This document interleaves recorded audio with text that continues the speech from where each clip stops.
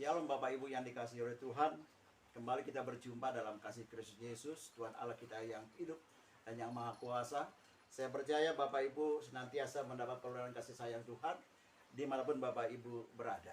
Dalam kesempatan yang berbahagia ini di awal minggu minggu kedua tahun yang baru ini, saya berharap bahwa kita senantiasa memanjatkan rasa syukur kita kepada Tuhan oleh karena kita boleh ada sebagaimana kita ada, semua karena kebaikan daripada kasih sayang Tuhan.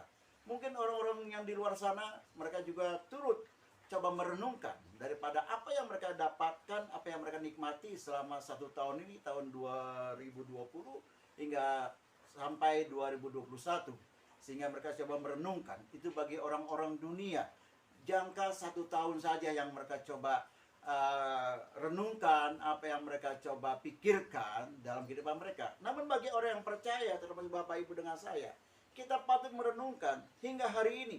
Bukan hanya dalam 1 tahun saja kita menikmati kebaikan Tuhan, tetapi pada saat kita lahir ke dalam dunia ini, saat kita lahir di dalam dunia ini hingga dewasa sekarang ini kita hidup, itu oleh karena belas kasih sayang Tuhan, karena anugerah Tuhan yang luar biasa. Sehingga patutlah kita muliakan, kita agungkan, kita besarkan Dia, Kristus Yesus Tuhan, yang telah memelihara kehidupan kita, yang telah memberikan daripada kesehatan bagi kita hingga hari ini. Puji nama Tuhan. Dalam kesempatan ini kembali kita akan merenungkan sebagian firman Tuhan yang saya kutip dalam Wahyu pasal 15 ayat 3 dan 4. Demikian bunyi firman Tuhan. Dan mereka menyanyikan nyanyian Musa hamba Allah, dan nyanyian anak domba, bunyinya, besar dan ajaib segala pekerjaanmu, ya Tuhan Allah yang maha kuasa, adil dan benar segala jalanmu, ya Raja segala bangsa. Siapakah yang tidak takut ya Tuhan, dan yang tidak memuliakan namamu, sebab Engkau saja yang kudus. Karena semua bangsa akan datang dan sujud menyembah Engkau. Sebab telah nyata kebenaran segala penghakimanmu. Sebab telah nyata kebenaran segala penghakimanmu. Bapak Ibu yang dikasihi oleh Tuhan Yesus Kristus, dalam ayat ini dikatakan ini adalah nyanyian. Nyanyian daripada yang namanya Musa dan juga anak domba atau Yesus Kristus. Terkesan bahwa dua pribadi ini hidup dalam kebersamaan dalam masa yang sama. Namun sebenarnya adalah bahwa dua pribadi ini sangat berbeda pada zaman mereka hidup di dalamnya. Namun ada kesamaan yang memang kita dapat koreksi, kita dapat selidiki dalam kehidupan mereka pribadi, dua pribadi ini maksud saya, Musa dan juga anak domba, yaitu artinya lah Yesus di dalam dunia ini secara manusia insani mereka. Yang pertama adalah bagaimana kita tahu benar bahwa Musa dalam masa baru lahir ke dalam dunia, baru dia dilahirkan ke dalam dunia, dia mengalami satu tekanan, peristiwa yang memang sangat menyedihkan, mungkin cukup menakutkan bagi seorang manusia biasa, di mana Raja Fir'aun pada waktu itu coba memerintahkan bahwa anak-anak Israel itu harus dibunuh, dibasmi, agar jumlah mereka tidak lebih banyak dan lebih banyak lagi, dan sehingga membuat daripada Fir'aun menjadi takut oleh karena apa? Banyaknya anak-anak Israel yang lahir dan lahir dan lahir dan lahir. Dan kemudian Yesus pun pada masa kecilnya baru lahir ke dalam dunia, dia pun mengalami satu tekanan penderitaan yang terkesan cukup menyedihkan dan juga mungkin menakutkan juga. Nah Bapak Ibu yang dikasihi oleh Tuhan, tidak ada seorang pun dalam kehidupan Bapak Ibu dengan saya bahwa dalam masa kecil kita, mungkin kita merasa bahwa dalam kehidupan kita merasa kita ini satu pribadi yang mungkin tidak mengalami satu kesenangan, atau dalam tanda kutip juga penderitaan, tekanan, pengalaman yang justru membuat kita ini seolah-olah bahwa kita ini hidup untuk apa, terkesan demikian. Musa dan juga Yesus secara manusia insani mengalami perkara hal yang sama. Kemudian yang kedua, bahwa Musa dia mengalami tentangan daripada bangsanya sendiri, bangsa Israel. Karena waktu itu dia membunuh daripada prajurit Mesir untuk membela bangsanya sendiri, Israel. Namun justru bangsanya sendiri membenci, bahkan ingin membunuh dia. Sehingga Musa harus melarikan diri daripada kerajaan Mesir. Yesus pun pernah dia katakan, Ya, bahkan dia pun ditentang oleh orang-orang daripada bangsanya sendiri, tidak menerima dia. Sehingga bangsa Israel justru menyalibkan dia. Dan Bapak Ibu yang dikasihi oleh Tuhan Yesus Kristus, secara manusia, insani kita, berapa banyak orang tidak menyukai kehidupan kita. Berapa banyak orang yang menentang kehidupan kita. Mereka merasa bahwa kita ini dipersalahkan, bahwa kita ini adalah tidak berarti bagi mereka. Saya pikir adalah satu peristiwa juga yang memang harus patut kita alami. Justru itulah Bapak Ibu dengan saya mendapatkan belas kasih sayang Tuhan hingga hari ini. Kita lanjut. Yang ketiga, bagaimana kesamaan pribadi Musa dengan Yesus. Musa adalah seorang Nabi Allah. Kemudian Yesus pun dikatakan sebagai seorang Nabi. Nabi adalah bagaimana gambaran penyambung lidah Allah, menyampaikan kata-kata Allah kepada umat manusia. Mungkin tingkatan ini adalah sangat-sangat sesuatu yang adalah panggilan Tuhan, maksud saya. Sehingga ini membutuhkan daripada pengorbanan dan penyerahan totalitas kehidupan kita. Dan tidak mustahil kalau ini pun terjadi dalam kehidupan kita. Namun yang saya mau katakan adalah Bapak Ibu yang dikasihi oleh Tuhan. Dikatakan di dalam ayat 3, dikatakan di sana adalah oleh daripada nyanyian daripada Musa dan juga daripada anak domba. Dikatakan besar dan ajaib segala pekerjaanmu. Besar dan ajaib segala pekerjaanmu. Karya-karyamu ya Tuhan tidak terselami. Saudaraku yang dikasihi oleh Tuhan, kalau kita mengingat kembali pengalaman kehidupan kita hingga hari ini, masa kecil kita, masa remaja kita, dewasa, kemudian kita berumah tangga, mungkin yang sudah rumah tangga, kita ada usaha, banyak hal, perkara yang memang tidak membuat kita nyaman, seolah kita mendapat tekanan, mendapat satu intimidasi dalam kehidupan secara duniawi. Namun percayakah Bapak Ibu yang dikasihi oleh Tuhan, Bapak Ibu dengan saya boleh ada hingga hari ini oleh karena besar kasih sayang Tuhan, besar karya Allah atas kehidupan Bapak Ibu dengan saya. Kita boleh hidup menikmati dalam situasi kondisi. Mungkin bagi sebagian orang mengatakan ini situasi yang sangat berat, menakutkan, menyedihkan. Sehingga tidak sedikit orang yang mencoba mengakhiri hidup mereka oleh karena mereka tidak kuat menghadapi tantangan hidup pada zaman masa-masa sekarang ini. Kita boleh kuat, kita boleh ada, kita patut mengucap syukur. Tahun 2021 ini adalah satu tahun di mana kita hidup, kita patut dan layak membesarkan nama Tuhan Allah kita. Karena besar dan ajaib karya Tuhan dalam kehidupan kita. Kita boleh melewati berbagai macam tantangan. Kita boleh melewati daripada segala rintangan dalam kehidupan kita hingga hari ini. Oleh karena anugerah Allah melingkupi, mencurahkan segala kebaikan Tuhan dalam kehidupan kita. Itulah karya Tuhan. Bapak Ibu yang dikasihi oleh Tuhan, patutlah kita mengucap syukur di tahun 2021 ini. Kita patut mengucap syukur, membesarkan nama Tuhan dalam kehidupan kita. Dan inilah salah satu kalimat daripada perkataan ataupun nyanyian daripada Musa dan juga anak domba. Besar dan ajaib karya Tuhan. Besar dan ajaib anugerah Tuhan. Rancanganmu, rancangan Tuhan tidak pernah tidak digenapi. Semuanya pasti terjadi. Allah merencanakan, Allah yang menentukan, bukan manusia. Itu sebabnya patutlah kita hidup senantiasa dekat, intim, dan senantiasa bersama dengan Tuhan. Dia adalah roh dan kita akan datang kepada dia dalam roh dan kebenaran. Maka Allah akan bersama dengan kita dalam kehidupan yang bagaimanapun bentuknya. Dia selalu ada bersama dengan kita karena dia adalah Allah Immanuel.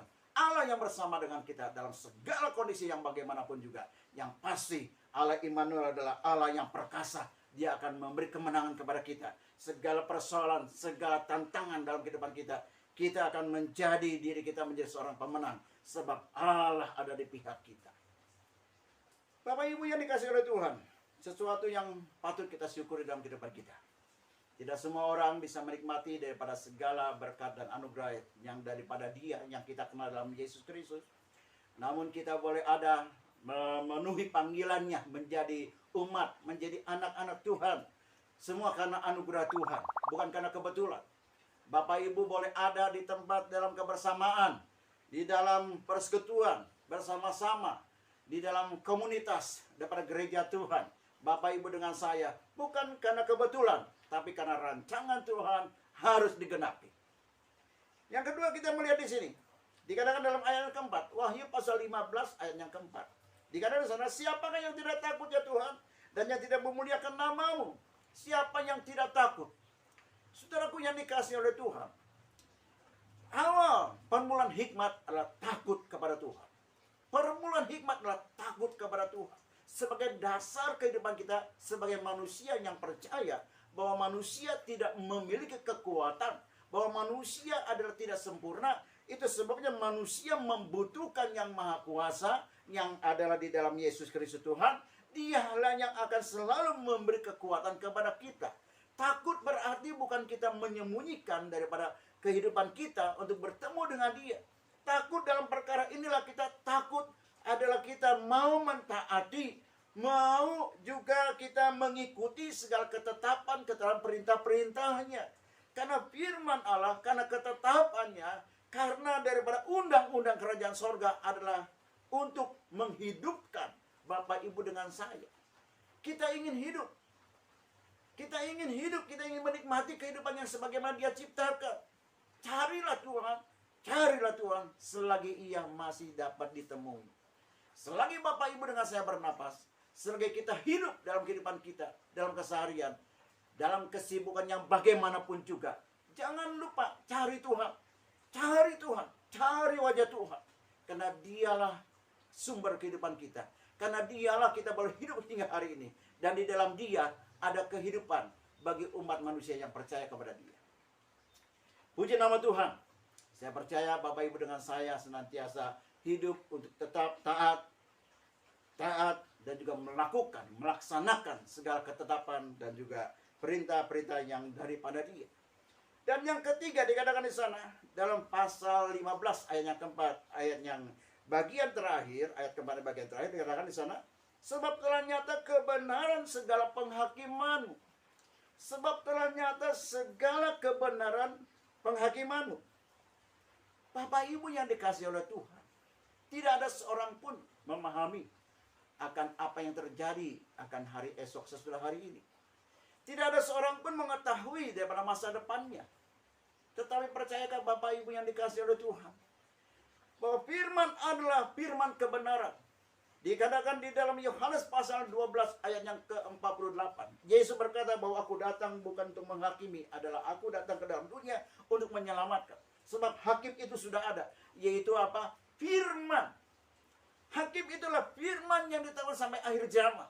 Artinya apa? Apa yang setiap dikatakan oleh Tuhan, perkataan firman itu pasti akan digenapi.